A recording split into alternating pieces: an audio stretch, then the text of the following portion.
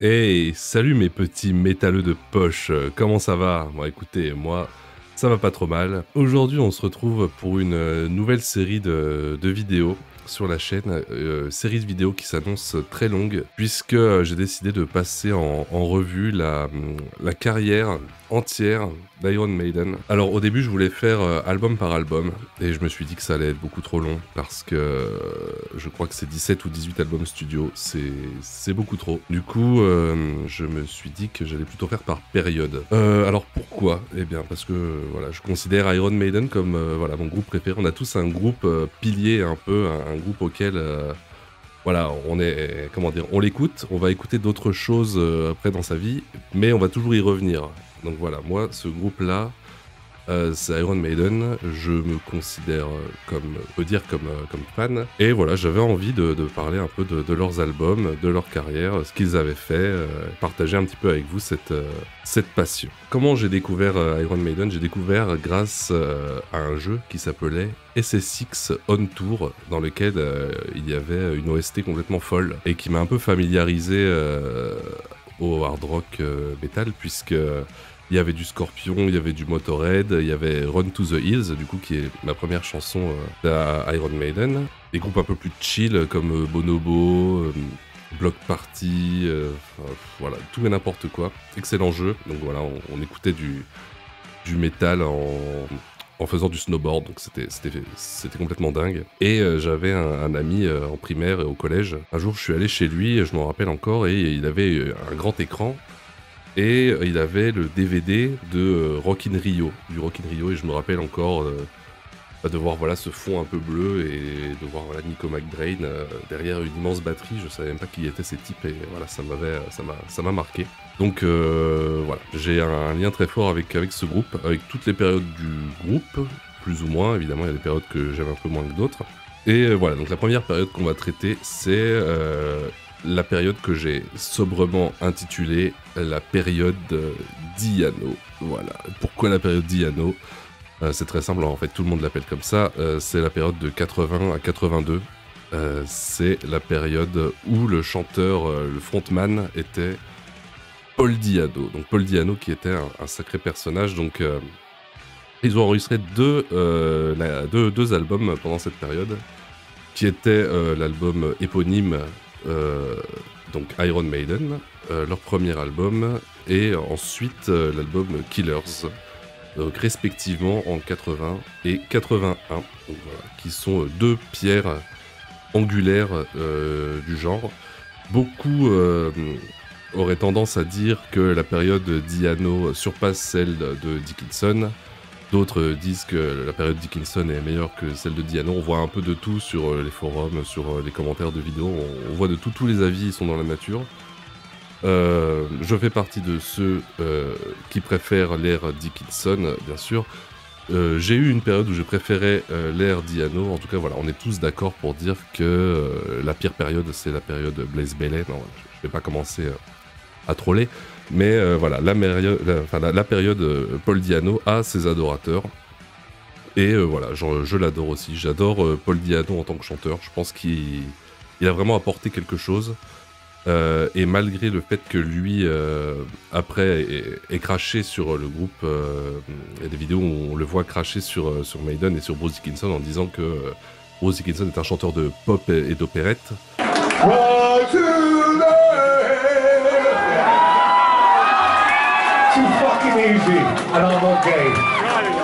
Et que Iron Maiden à la base est un groupe de punk. Ce à quoi je dis c'est faux, puisque déjà les premiers albums de Maiden ne sonnaient pas punk et avaient déjà des riffs très, comment dire, plus orientés metal et même prog, mais punk pas trop, et même la voix de Diano se portait à de très belles envolées mélodiques, et voilà, donc je pense que c'était juste un rageux. En tout cas maintenant il est très content de les recroiser en tournée, puisque à ce que j'ai pu comprendre, voilà, il a de gros problèmes au genou, et c'est Maiden qui va payer les opérations chirurgicales, donc voilà. Donc maintenant, il n'y a plus de problème, hein, évidemment, l'argent règle beaucoup de problèmes. Donc Paul Diano, qui était un sacré personnage, d'après ce que j'ai lu, à part les femmes, la drogue, le rock'n'roll, voilà, c'était une personnalité assez compliquée à gérer.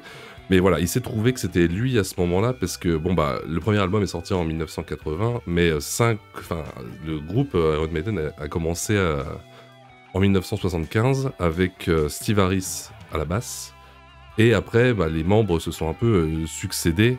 Il y a eu plusieurs batteurs, il y a eu plusieurs guitaristes, plusieurs duos de guitaristes, plusieurs chanteurs. Le personnel des 5 membres du groupe qui ont enregistré le premier album, c'était donc au chant Paul Di'Anno, qui était un très bon chanteur au demeurant, franchement, rien à dire, c'est quelqu'un avec une très bonne voix, une voix très puissante, très brute, très différente de celle de Bruce Dickinson, surtout que, à la différence, quand on regarde des lives de Di'Anno, la voix est très semblable à celle des albums, il n'y a quasiment pas de différence, elle est très brute, très rock, et elle est flawless, comme on dit, elle est vraiment nickel. Alors que certains lives avec Dickinson, bah voilà, des fois il a un peu du mal à pousser, mais bon voilà, parce qu'il fait des choses beaucoup plus techniques, et voilà, les lives étant souvent enregistrés en fin de tournée, en fin de tournée, le pauvre il a plus de voix, et on se retrouve des fois avec des performances assez moyennes. Alors que Di'Anno, le peu de live qu'on a de lui, dont le live at the Rainbow, qui est un live de 81, je crois, juste avant la sortie de Killers, ou juste après. Voilà, on peut voir Di'Anno en pleine forme, qui s'époumonne sur des morceaux des 2 premiers albums, et franchement, il est vraiment époustouflant. Donc voilà, Paul Di'Anno. On a évidemment Steve Harris à la basse, qui a composé la plupart des morceaux. À la guitare, Dave Murray, qui est le seul membre avec Steve Harris qui restera du début jusqu'à la fin du groupe à faire tous les albums.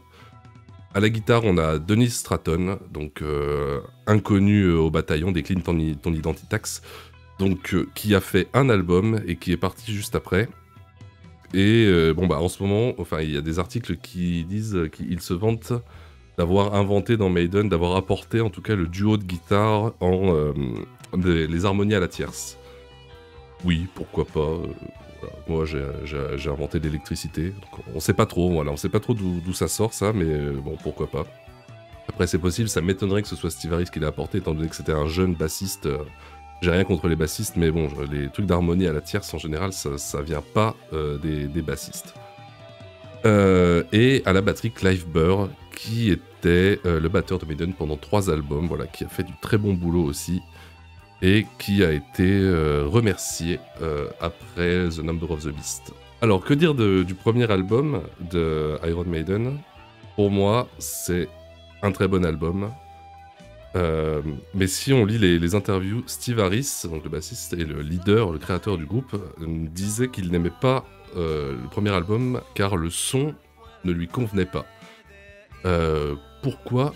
Eh bien parce que le producteur à l'époque, alors là par contre je ne sais pas, je vais devoir ouvrir mon petit Wikipédia, n'est-ce pas, qui a été mixé par Will Malone, alors que j'avais complètement oublié son nom, qui est un producteur et arrangeur britannique, qui a composé des chansons pour de nombreux groupes ou chanteurs comme Black Sabbath, Iron Maiden, rien que ça, Massive Attack, dites donc, Depeche Mode, ok, d'accord.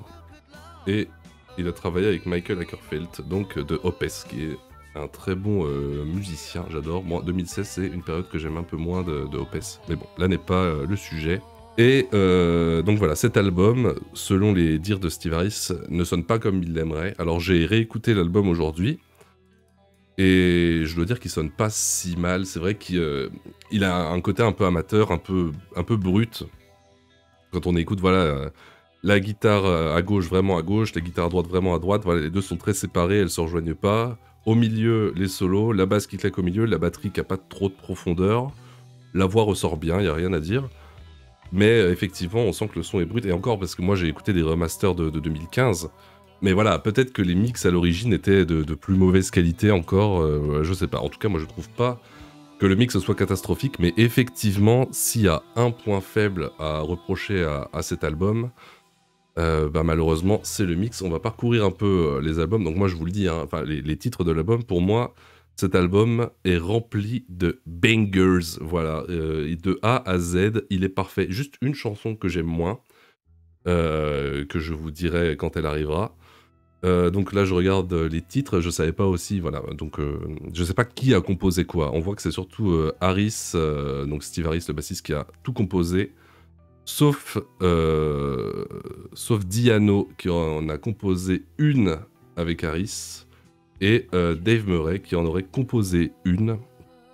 Moi j'ai entendu dire qu'apparemment c'est pas lui qui l'avait composé, mais un ancien chanteur. Voilà, il y a eu des disputes par rapport à des droits d'auteur. Bref, c'est pas important. Donc, premier titre du premier album de Iron Maiden, Prowler, qui est un banger complètement incroyable, avec des riffs de guitare, des petits solos par-ci par-là, un petit intro à la guitare wah-wah, qui est vraiment super. Paul Di'Anno, qui fait un travail monstrueux, qui s'époumonne sur cette chanson, elle est superbe. Remember Tomorrow en deuxième, qui me plaît beaucoup, qui est un peu un sous Children of the Damned du troisième album, mais un banger aussi, petit couplet en clean, petit refrain un peu disto. Running Free qui est ultra connu en troisième, et c'est marrant parce que là du coup dans mon casque j'écoute le premier album et c'est Running Free qui vient de commencer à ce moment-là. Voilà, Running Free, qui est du pur Maiden premier album, c'est-à-dire voilà, des bons riffs, Di'Anno qui s'époumonne, des petites harmonies à la tierce au milieu, on adore.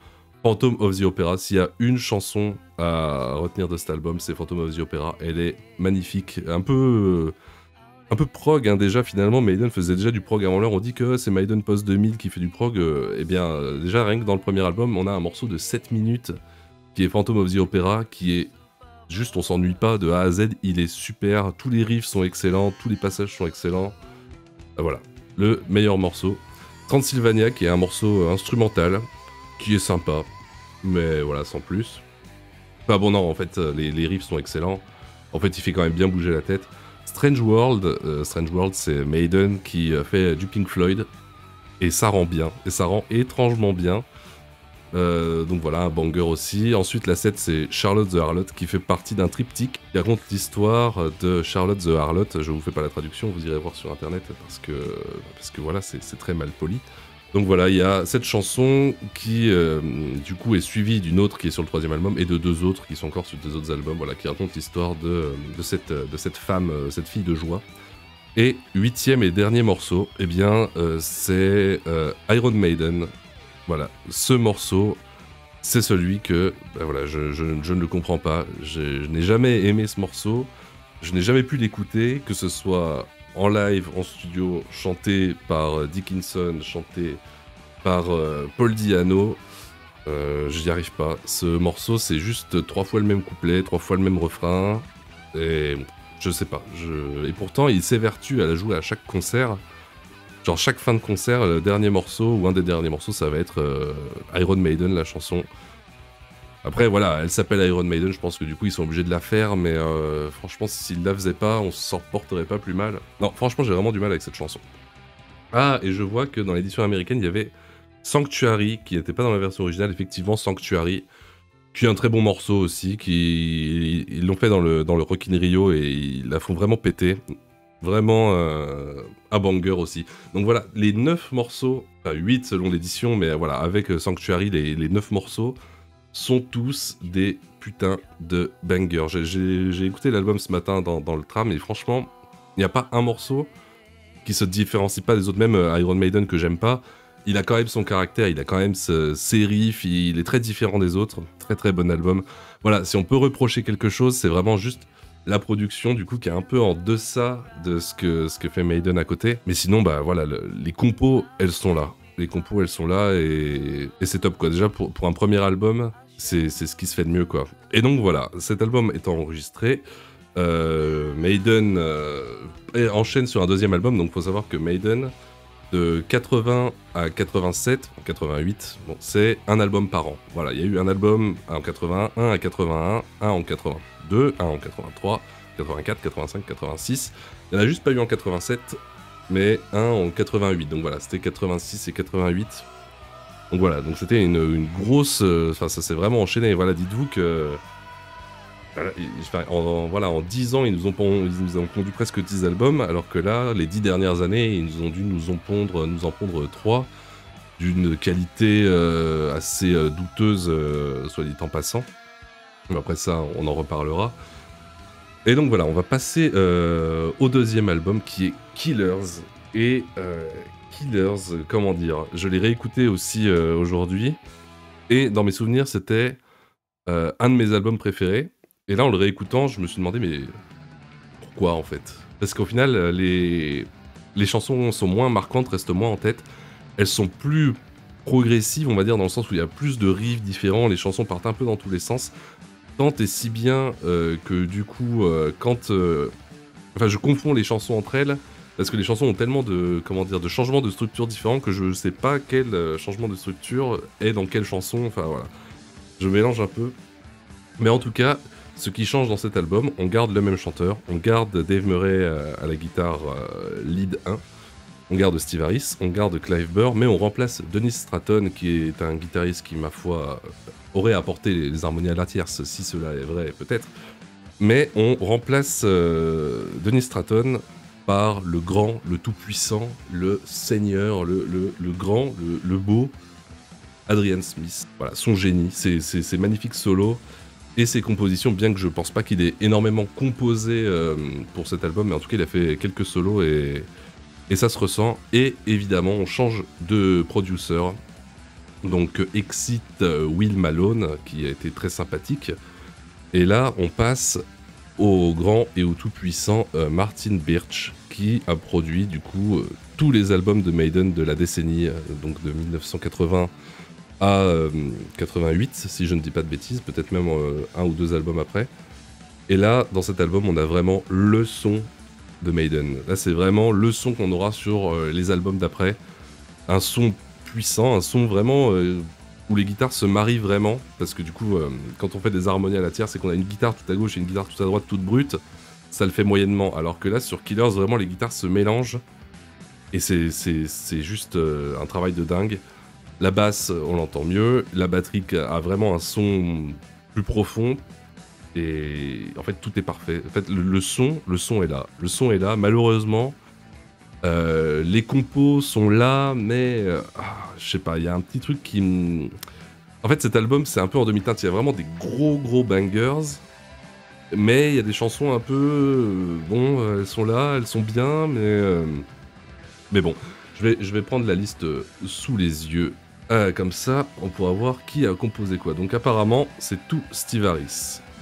Donc voilà, Steve Harris a composé toutes les chansons de l'album, donc il n'y a pas Adrian Smith dans la composition, il nous ravit juste de ses solos, de ses solis, pardon, et c'est déjà très bien. Alors en première chanson, on a The Ides of March, qui est une intro instrumentale, un peu militaire, et qui sonne très bien. Justement, si vous regardez le Live at the Rainbow, ils ouvrent le concert avec The Ides of March, et franchement, ça envoie. Ça envoie. Et en deuxième morceau, on a Wrathchild, qui est un morceau juste mythique qu'ils ont fait aussi au Rock in Rio. Wrathchild, un morceau complètement énorme. Voilà, tous les riffs sont géniaux. Ensuite, en 3, on a Murders in the Rue Morgue, qui a des passages sympathiques, mais qui en soi, pour moi, est un Wrathchild Echo Plus. Elle ressemble un peu à Wrathchild, mais en moins inspirée. Mais ça reste quand même du très bon. Another Life, vous voyez, c'est ce que je vous disais quand je confonds les morceaux entre eux. Another Life, je crois que c'est celle qui commence avec la batterie qui fait un peu en ASMR gauche-droite. Donc voilà, qui est très bien. Mais finalement, il y a tellement de riffs et de choses différentes qu'on oublie un peu les très bons morceaux. Gengis Khan, qui est le morceau instrumental de l'album, ça, il est très bon aussi. Bah, du même niveau que Transylvania, je dirais, voilà. Bon, c'est bien, mais bon. Les morceaux instrumentaux, de toute façon, c'est pas mes préférés. À part peut-être celui de Powerslave. Innocent Exile, donc avec la petite intro à la basse. Et les couplets My life is so empty, nanana. Bon bref, c'est sympa mais sans plus. Ce qui est intéressant, c'est la deuxième moitié avec les solos et les riffs qui font... Ça c'est vraiment de la grosse balle. Première moitié, voilà, en demi-teinte, deuxième moitié top. Et le septième morceau, c'est Killers. Donc voilà, s'il y a une chanson à retenir de cet album, c'est Killers, voilà, c'est vraiment un pur banger de A à Z, c'est vraiment de la grosse balle. Rien à dire, juste écoutez-la. Prodigal Son, c'est celle avec l'intro acoustique du coup, qui est très sympa, mais voilà, comme tout... C'est un peu, voilà, la chanson prog de l'album, la chanson longue de 6 minutes. Je vais me la mettre un peu dans les oreilles pour me rafraîchir. Tout à fait, voilà, donc c'est même pas le morceau avec une intro acoustique, c'est un morceau en acoustique en entier, donc qui est le seul morceau acoustique de Maiden jusqu'à Journeyman, qui apparaîtra dans l'album Dance of Death de 2003. Excellente chanson d'ailleurs de Journeyman, c'est une de mes préférées, je l'adore. Elle me fait toujours dresser le poil. Donc voilà, Prodigal Son, petite chanson acoustique. Purgatory en 9ème, qui pour moi est une pépite, voilà, c'est la pépite cachée, c'est la chanson oubliée, personne ne la connaît. Mais ceux qui la connaissent l'adorent et savent à quel point c'est un monstre cette chanson. Et c'est dans cette chanson qu'on peut aussi voir l'étendue vocale, l'étendue de la puissance vocale et le range vocal de Paul Di'Anno qui peut chanter très bien avec une voix, comment dire, un peu rock et qui peut aussi monter dans les aigus et tenir des notes longtemps comme le ferait un Dickinson, évidemment pas avec la même prestance théâtrale. Mais voilà, Di'Anno, c'était quand même, il avait quand même une sacrée voix. Je comprends que des gens peuvent préférer Dickinson, mais voilà, le travail de Di'Anno est clairement pas à mettre de côté. Surtout, voilà, écoutez Purgatory, c'est une chanson très courte, elle fait 3 minutes. Les petits ponts à la guitare, là, harmonisés, sont vraiment trop bien, ça fait vraiment bouger la tête. Le rythme à la batterie derrière, où il n'y a pas de charlet, où c'est genre juste taper sur le tom bass, et enfin, franchement, c'est énorme. Et du coup, Drifter qui arrive après, qui est sympa, mais bon, passer après Purgatory...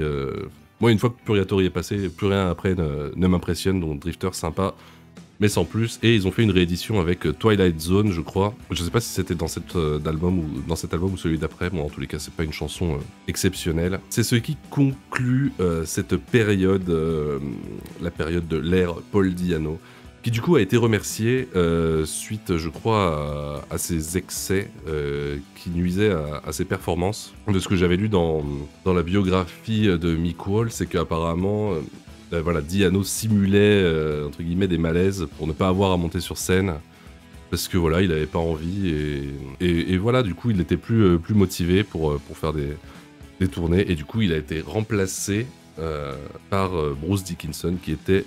le chanteur d'un autre groupe à l'époque, je crois que c'était Samson, je dis peut-être des bêtises, je vérifierai. Et voilà les petits métalleux de poche, je pense que c'est ce qui va conclure cette petite chronique sur Iron Maiden, période Di'Anno 80-82.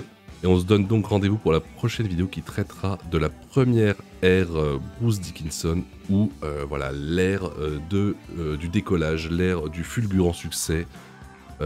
Voilà, l'ère que tout le monde attendait, l'ère parfaite. Voilà, dites-moi dans les commentaires ce que vous pensez de Di'Anno en tant que chanteur, ou même de cette période du groupe. Moi, je l'adore, voilà, je pense que vous l'avez compris.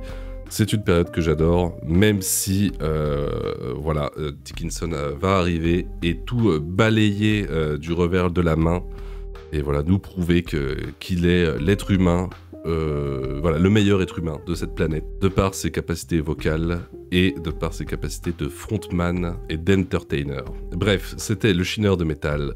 Merci, et puis au revoir.